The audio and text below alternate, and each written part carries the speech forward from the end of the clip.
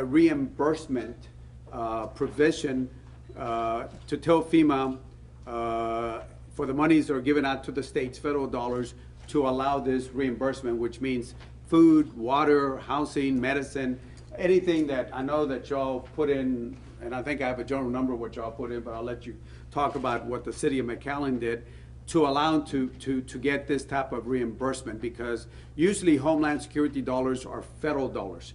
Are usually security dollars. This is, again, a different type of reimbursement itself.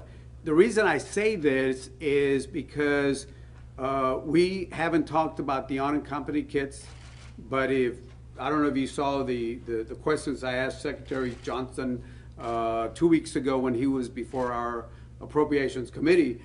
He said, well, I asked him about the unaccompanied kids, and he said, well, they're down 40%. I said, well, 40% sounds good, but 40% of what? And if you look at it for FY15, which should have started September 1st to March, there through the southwest border, there's still, we've had over 15,000 unaccompanied kids. Through the McAllen area or the Rio Grande Valley, over 9,000 unaccompanied kids from September 1 to the end of March, are the numbers. Now, yes, they're lower than what we had last year, but the numbers are still high, and I'll be happy to share all the stats that you have. Those are unaccompanied kids for FY15, which is September 1st of last year to the current time. For family units, which are family units, you have a child under the age of 18, and then he or she is with a mom, dad, cousin, brother, sister, a family unit itself. For the whole southwest border, we've had 13,900, almost 14,000. The valley still has the largest amount of any of the numbers. Family unit members, 9,673. So if you take kids that are coming in family units, and then you take the unaccompanied kids, yes, they're down 40%, but there's still a large number. So therefore, depending if the nonprofits are going to pick this up, or I know the city of McAllen did a great job. They really stepped up like other communities did. This will now allow the reimbursement. There is the process, Mayor, just to go over this again. Last week, well, first of all, for FY13, F14, there's still about $25 million that are available that have not been drawn down. I'm sure the state is going to say that's obligated already, but it hasn't been drawn down according to FEMA. Just last week, there was almost $22 million that the state got for this program. Doesn't include UIC, which are the big cities. Doesn't include Stone Garden. I think Stone Garden is usually done around July. This is only this pocket of money. And with that money that came in last week, and certainly some of the money that's available from the FY13, you all can go back to FY13, FY14, which is last year, and even the year before. According to FEMA, we asked, because the language says FY13, FY14, so you can actually go back almost 2 years to go that, and of course the current amount itself there. So that basically is a summary of what we're looking at. Mayor, if you want to say a few words, and then certainly want to have Annie say a few words, because again, Senator Cornyn has just been outstanding on this particular issue. He really has it. So Mayor, I don't know if you want to talk a little bit about some of the expenses and what you all went through, because I know that, I know churches and food banks and other folks went through a lot, but I know that McAllen did a lot of work on that. So we'll have you say a few words, and then have Annie say a few words on that. And then we'll be happy to answer any easy questions you might have. Thank you, Congressman. I come up looking for the big cardboard check. I know it's here somewhere. Well, this is going to be a reimbursement. It's a reimbursement. The state. Well, first off, I want to thank you. Congressman Cuellar and Senator Cornyn have actually proposed solutions to this problem, as opposed to flying down and getting their picture in the paper and all that. They've tirelessly worked on coming up with a solution, not only to our problem with some money, but also the immigration process, to speed it up and end the uncertainty for the families. One of the things I noticed when you said this, I don't think we're putting a lot of DPS and National Guard troops. I think with the statistics that you've shown, we need some case managers and social workers to deal with the people that are coming across because they're being released with the PROMESA up north, and probably without some of the things that they would need from that standpoint of what they do to cope until they did have their hearing. You know, I was thinking the other day, and we talked about it. Wouldn't it be nice if we had the asylum hearings, and that's what they essentially are, in Central America, where the facts are, instead of releasing people to go to Chicago and other places around the United States, and then try to have a substantive due process hearing to determine whether their asylum is going to be granted or not. And perhaps if they had that in the place of origin, then you would prevent the kids from coming through that journey, which is really the crisis part of the immigration crisis, is not when they reach here and get their PROMESA. It's when they leave their home and travel through Central America and Mexico to get here. But if we had that, they could then determine whether here would be granted asylum or not. And if they wouldn't, then you could do the deportation hearings and save the government a lot of money, a lot of hardship for everybody. But at any rate, I want to appreciate your work on coming up with a solution to this immigration issue. As far as what we've done in McAllen, of course, it was not only McAllen, it was Dow County, Catholic Charities, Red Cross, a lot of nonprofits really provided basic services for the people when they came off the journey. You know, Border Patrol and ICE are limited in what they can do because of funding, and so when they did hit our bus station, they were in need of basic hygiene, basic some medical attention, some food, some clothing, etc. And that's what was provided for them to go on their journey to the rest of the parts of the United States where they were going to be temporarily located. And so I was very proud to be a part of that, a very small part of it, but I think it showed the city, what our city's like, but more importantly, what our valley's like when it comes to making sure if somebody's in need that we provide for those needs. So we didn't expect to get reimbursed, although we thought you have a little more money than we do and have the ability to print it. And so it's very nice that we're going to be able to possibly get reimbursed for those expenses, and hopefully that'll be forthcoming pretty soon, because I don't think it's fair for the citizens of McAllen or the county to bear the price of what maybe is really a federal government issue. So thank you very much, and thank Senator Cornyn for all his work, and I know you're going to continue to attempt to work at a bipartisan solution to this, and that's a welcome change from what's going on, I think, in Washington right now. So thank you for your efforts. Thank you for your efforts, man. Thank you. First and foremost, I want to thank Congressman Cuellar for asking us to join with him today. As he mentioned earlier, the Senator is honored to work in a bipartisan manner with Congressman Cuellar. I think we have done this not only during the humanitarian crisis, but on a number of other issues dealing with ports of entry and whether it's public-private partnership, emergency port of entry, we've always worked hand in hand. So, Congressman, it's truly a pleasure to work with you in a bipartisan manner. And then I want to thank the City of McAllen, Catholic Charities, and all those who came together during the humanitarian crisis to work together for the benefit of the communities and those who were crossing and coming into our communities and needing help. So to those, thank you. And we are here to assist you. We are here to work with the City of McAllen and others and continuing partner with our good friend Congressman Cuellar from this point forward. And again, thank you for allowing me to be here today, Congressman. Thank you so much. Let me first of all thank the senator and certainly mayor. Thank you. You know, one of the things that we're looking at doing, and it's we're going to be working with the senator on this. On the House side, you know, we had some what we call submission dates that we had to turn in certain things for the appropriations, and actually some of the things you talked about. Add more money for immigration judges, have those judges be closer to the border. And some other efforts that we're working on to help address the issue that is still going on. Again, I'll be happy to share the numbers here, and it's still there. Even though it's 40% lower, but it's still, you're still talking about thousands of them, of those young kids who are coming across every month itself.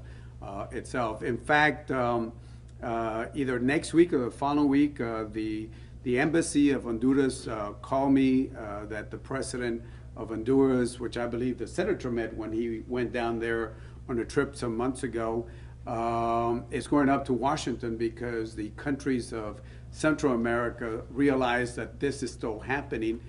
So they want to see if they can get some assistance from the United States itself. So we'll be meeting with the president of Honduras either next week or the following week because they realize that this issue is still coming up now.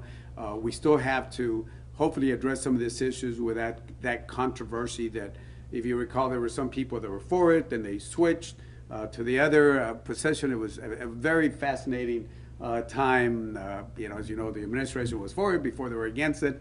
And it was just fascinating the way people just switched over there on this issue because it's a very emotional issue itself. So this basically covers the reimbursement. And again, the numbers that I gave you, I'll be happy to share anything. I think you all should have the FEMA documents. Rafael, I don't see Rafael, he should be here somewhere. The FEMA documents, if you all want a copy of the latest CBP numbers about crossing, I would make copies, and I need at least, 20 copies on this. You might need this. You got the FEMA handout. If you want to look at also the copies of the COGS, because they release those monies on the border, and you'll see how much the state has gone, and there's always an emphasis on the border, and I don't know if you heard this, there's always an emphasis on the border. It's a security, but we still got to look at this other type of assistance also. So you'll see total numbers, what have gone to the COGS itself. And then, of course, the last amount is the amount of money that the state of Texas has gone in since 2002, $1.3 billion as of last year. Doesn't include FY14. So $1.3 billion that have come in. So there's a few dollars, and again, I'm, just like the senator and I, if you're going to talk about the border, let's look at it a comprehensive approach and not just National Guard, Border Patrol, fence. It's a more comprehensive approach, and I think this is where the senator and I agree. So I'll be happy to answer any questions, and if Nicole or somebody, if I can give you these copies, we'll make copies for everybody in a few minutes on that. So we'll be happy to answer any questions that you might have. And before you leave, we can do on a one-to-one, and we certainly want to make sure everybody gets copies of the handouts itself. Can you answer how much money has the city of McAllen spent, the county of Hidalgo spent so far on humanitarian? Cumulatively about $600,000. For city of McAllen? For county and city. County and city. And you mentioned $25 million funds available that you could draw upon. Is there any possibility that those funds, somebody would try to claim them now from FY 2014? You mentioned that. Is there a way to notice I'm smiling itself there. Again, I emphasize when people talk about the border and they talk about the emphasis of the border, you got to put some money with it itself. And again, the monies that I'm talking about doesn't include Stone Garden. That's a different pot of money. It doesn't include other funding that goes for transit, UASCs, other. This is what we call the state homeland security dollars. FEMA, in talking to the state, says that there's still FY13, FY14, about $25 million, and I'll get you copies of all of this available. You'll be interested, and I'm trying to be very gentle with this, that somebody just say, oh, it's already obligated. It hasn't been drawn down. It's still, according to FEMA, those monies are available. And that's why I'm saying this money should be available. Just last week, more monies came in. Another $22 million came in on this state homeland security. So there's close to $47 million are available there. And the amount of monies that we're talking about, it's not going to be like $15 million. I mean, they're a significant amount of money for the nonprofits, for the churches, for this, for whoever the cities or the counties. Those monies mean a lot. I mean, because if you're going to get a reimbursement for $600,000 to, communities that don't have those resources, that's a lot of money itself. And by the way, it should be a federal responsibility. And those are federal dollars that are coming in at that time. Is it retroactive to last summer or the summer? If FY13, FY14. The way I put the language in the appropriations, and we'll get you a copy of the exact language so you can see it. There's the language in the appropriation, the Homeland Security, and then FEMA looked at it. We talked to FEMA, then they came out with the rules that you should have copies of on that. But the language in the appropriation, the way I put it, I put FY13, FY14, because if you look at the history, this numbers were still happening, but they were not being talked about.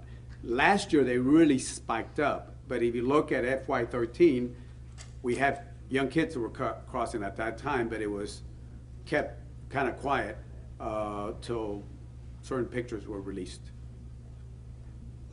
What kind of sentiment did you encounter in Congress while you were trying to get this passed? Well, in the when Corn and I worked on the big bill together, it was very emotional, and it was very partisan, if I can say that. On the Appropriations Committee, there's a lot more bipartisanship effort, and I'll let Annie talk about the Senate side, but on the House side, Chairman Rogers, Nita Lowry, Chairman Rogers is the Republican chairman, Nita is the ranking Democrat. We all pretty much agree on things, and they knew that this was an issue, so I talked to them and said, here's my proposed language. They looked at it, they got back to me and said, we're going to do it on that. So the Appropriation Committee is very bipartisan. Once you get into the general membership, it turns a little differently. And that's why I'm hoping that some other language that I'm hoping to add in this new appropriations, and then work with the senator to make sure that he does, what he does very well over there, and I do my part over here, that hopefully we'll put a little bit more money for judges, try to get them down here. And I know people don't like to talk about this, but we need to look at some sort of assistance to Central America. There are, we give, by the way, foreign aid is only 1% of the whole federal budget. A lot of people say, get rid of foreign aid and that solves the deficit. It's only 1%, probably less than 1%. There are 5 countries that are part of the $1 billion club: Israel, Egypt, Pakistan, Jordan, and Afghanistan. They're what I call the $1 billion club. Israel gets like $3.1 billion a year. You look at Central America, they get, what, 50 million or whatever, the CARSI, less than $100 million.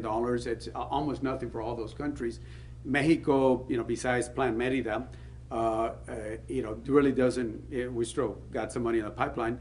But when we try to work with our own neighbors where we have a self-interest, what's good for them should be good for us. Less kids coming across should be good for them, should be good for us. Then members of Congress don't want to put that money in. So that will be a struggle itself there. But we're hoping to add more money. And this is why the president of Honduras is coming in. I'm sure he'll meet with Senator Cornyn. They requested a meeting for me and some of the members. I'm trying to set up meetings with members of the appropriations. So hopefully they'll put a little bit more resources on that. Not only for security, but other ways in Central America to make things a little better, so that way kids would rather stay there and not be fearful for their lives or whatever the case might be. The $600,000 McAllen spent, was that money well spent? You asking me? Sure. Yeah. Why? I mean, it was needed. I mean, if you could see the condition of the people when they're being dropped off at the bus station, and to try to set them on a journey across the country in that condition, it's not anything you'd want your family to go through, and so I think that was the appropriate response. I think it was money well spent. I also think the federal government hopefully will reimburse us for it, because I think that's an extension of the federal government process, immigration process, and so I think it was very appropriate, and hopefully the federal government feel that way, and we'll get the reimbursement. Are you optimistic you can get the entire amount? According to Congressman, yeah. Well, we're gonna do our best to work with the state to allocate those federal dollars down here at the border. Remember, you talk about the border, you need to put the money at the border. Just don't talk about it on that. And the dollars are there. I'm telling you, the dollars are there. Can we get some one-on-ones real quick? Yeah, let me just see, before we do that, any other questions that Yes. we'll do? How do the municipalities, the churches, whoever, how do they apply to get the reimbursement? What do they need to do? Yes. We have somebody from the COG here. Basically, federal dollars go to the state of Texas. The state of Texas has this pot of money called federal homeland dollars. The way the process has been is they work through the councils of county governments, the COGs, and then they put the request. They have already put the request for FY13, FY14. They need to go back and say, hey, by the way, we need to amend our request there so we can get some of those monies on that. Then there's guidelines from the FEMA document that you got that basically is very clear as to what is reimbursable. And like anything, you got to show that you provided that. You just can't say, I did this and that's it. But it's very clear on the FEMA memorandum: water, food, transportation to temporary places, medicine. There's a list of things there. Those are the ones. So they will go through the COGS, and then the COGS will make that request of the federal government. And certainly, I will be involved in this conversations as border communities in Texas make those applications. I will be definitely. We will be talking to the governor's office about this new change in the law that provides. I think it's a good deal for the federal government. When you look at all the volunteers and the goods that were donated, for every dollar we get reimbursed, I would suspect it's a very, very high multiple for actually the services that were provided to them. Yeah, this doesn't include manpower, okay? Because that's the manpower that the volunteers gave. But if somebody had to put in money for food, water, medicine, then those items will be. But you're right, the bang for the dollar is turn out to be a good deal. And to answer your question, is it worth it? Well, we try to control our borders. But I think as a country, the moment somebody comes in, we got to take care of those persons, those especially children. And I've always told some of the members of Congress, no matter how tough you think you are, when you saw the young kids, the moms, especially the young kids, no matter how strong you think you are, it's just very hard to see a young child, especially the ones that came in by themselves, and imagine the very horrible journeys that they took. FEMA dollars are usually designated for disaster zones. Will McAllen have to declare itself a disaster zone? No. Why not? Because the way I changed the law doesn't call for a crisis. It just says the state dollars that come into the federal dollars that come to the state of Texas will not be reimbursed. No mention of crisis, no mention of a disaster. In the eyes of some people, it was a crisis because if you recall, the president was asking for billions of dollars that he never got. But because of the crisis that we got, the humanitarian crisis, I think that's the way the media called it. Is there a reason not to call McAllen a disaster zone?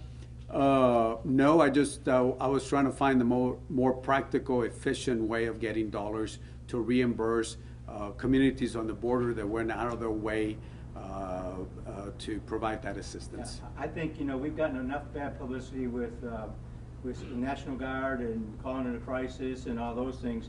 So I would rather call it a humanitarian effort than a crisis, and I think that's what it was, because outside of going between the church and the bus station, you didn't know. So I think it'd be a misnomer to call it either a crisis or a disaster, and it doesn't do us any good to do that from a publicity standpoint. And again, the way the language was drafted, very straightforward, very practical, efficient to say the state gets Homeland Security dollars, we're going to change from a security to a humanitarian allowable cost that the counties and the cities and the nonprofits and the churches can ask for reimbursement. Is there a deadline to ask for that? Yesterday. No, I'm just kidding. No, it just, I think for sake purposes, the faster we apply, the faster, because there's going to be some folks in Austin that deal with this money, the administrative office, and say, oh, there's a new change here. And people are used to doing things a certain way, and all of a sudden there's something that's new. So I'm sure there'll be some discussions with my friend Steve McAllen, and I certainly want to talk to the governor's office about this. And I'm sure that the governor's office understand what was happening. I think everybody understands what happened here, and it's only the right thing to do. The federal dollars, we're not asking the state to provide the dollars. The state is only a pass-through. Federal dollars are available on that. So, you know, the faster you can do it, because otherwise people are going to say the money's gone. So McAllen has applied or will apply? I think they're going to apply, because the reason I say this, we've changed the law back in February, and we were waiting for FEMA to come out with the rules. We were in conversations with them, and they said the rules are about to come out, and then finally they just came out literally last week, and that's why we're here, because the rules just came out last week. So you change the law, but you got to have the rules from FEMA. Is this an unprecedented use of FEMA funds that's never been before allocated like this? For this type of funding source, not the, you know, a disaster or a hurricane, all that, you know, that's what they do, but in this type of funding source, first time. Okay? All right, just to make sure, if we can make copies, there are several copies here, and I think it's